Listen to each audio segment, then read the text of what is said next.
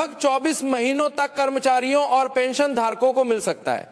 यह रकम छोटी नहीं होगी, बहुत तरह से कर्मचारियों के लिए यह लाखों तक पहुंच सकती है, खासकर अगर फिटमेंट फैक्टर में सुधार और बेसिक पे में उल्लेखनीय बढ़ोतरी की सिफारिशें आती है।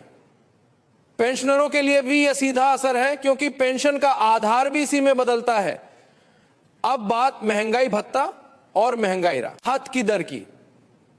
फिलहाल यह 58% के आसपास है और नए आंकड़ों के आधार पर चर्चा है कि यह 60% तक पहुंच चुकी है। आमतौर पर इसका औपचारिक ऐलान मार्च में त्योहारों के आसपास होने की संभावना जताई जाती है। अगर यह बढ़ोतरी घोषित होती है तो भुगतान के समय पिछली अवधि का एरियर भी जोड़ कर दिया जाता है, यानी मार्च की सैलरी पेंशन में 2 महीने का बकाया जोड़कर कुल मिलाकर एक साथ अच्छी खासी रकम आने की संभावना रहती है। कर्मचारियों के लिए यह राहत है और पेंशनरों के लिए यह रोजमर्रा की महंगाई को संभालने का जरूरी सहारा बन जाता है। यहां एक बात साफ समझिए, केवल अतिरिक्त पैसा नहीं है, यह महंगाई के प्रभाव को कम करने का तंत्र है। जब दवाइयों, राशन, बिजली, किराया, इलाज सब महंगे होते जाते हैं, तब तय आय वाले व्यक्ति के लिए डीए/डीआर का रोल बहुत बड़ा हो जाता है। इसलिए डीए/डीआर की छोटी सी प्रतिशत बढ़ोतरी भी मासिक बजट में फर्क डालती है, और जब एरियर समेत भुगतान होता है तो वह फर्क और स्पष्ट दिखता है।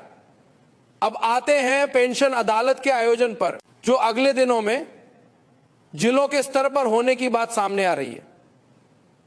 यह सिर्फ एक औपचारिक कार्यक्रम नहीं होना चाहिए, और अगर सही तरीके से किया जाए तो यह हजारों पेंशनरों की व्यावहारिक समस्याओं को तुरंत सुलझाने का मंच बन सकता है।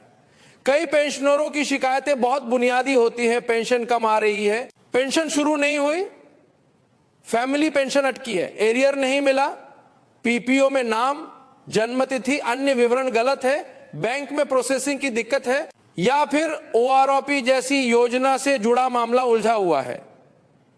ऐसे मुद्दों में अक्सर महीनों बरस निकल जाते हैं, क्योंकि फाइलें एक टेबल से दूसरी टेबल घूमती रहती हैं। अगर जिले स्तर पर पेंशन अदालत में संबंधित मंत्रालयों, विभागों के वरिष्ठ अधिकारी मौजूद रहते हैं और शिकायतें मौके पर सुनी जाती हैं, तो कई मामलों का समाधान वही संभव है। जो मामले तुरंत हल नहीं हो पाते, उनके लिए यह कहा जाता है कि प्राथमिकता के आधार पर 10 से 15 दिनों में निपटाने का प्रयास होगा। पिछली बार ऐसे आयोजनों में बहुत से पेंशनरों की समस्याएं हल होने की बातें भी सामने आई हैं। इसलिए जिन पेंशनरों के केस अटके हैं, उनके लिए यह अवसर वास्तव में उपयोगी हो सकता है।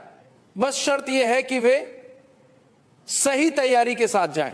अगर कोई पेंशनर पेंशन अदालत में जा रहा है तो खाली हाथ न जाए।